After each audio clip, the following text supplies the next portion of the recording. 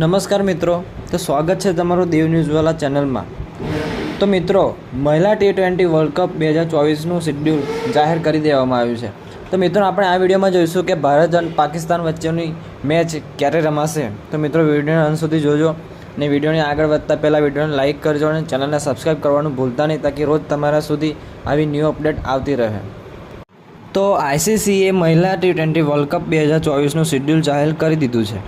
આ world cup પહેલાં બાંગ્લાદેશમાં યોજાવાનો હતો, પરંતુ ત્યાંની ખરાબ પરિસ્થિતિને કારણે વર્લ્ડ કપને UAE યુનાઇટેડ અરબ ઇમિરેટ્સ ખસેડવામાં આવ્યો હતો।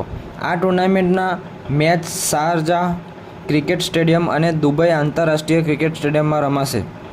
વર્લ્ડ કપની શરૂઆત 3 ઓક્ટોબરથી થશે।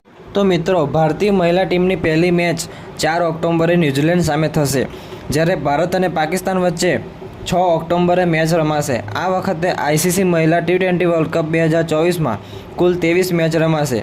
આ ટુર્નામેન્ટ 3 ઓક્ટોબરથી 20 ઓક્ટોબર સુધી ચાલશે। આ વખતે સેમીફાઇનલ અને ફાઇનલ મેચ માટે રિઝર્વ ડે પણ રાખવામાં આવ્યો છે।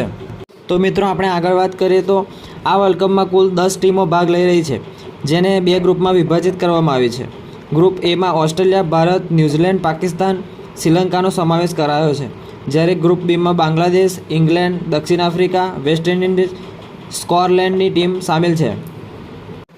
અને આ બંને ગ્રુપમાં ટોપના સ્થાન પર રહેનારી 2 ટીમો સેમીફાઇનલ માટે ક્વોલિફાય થશે।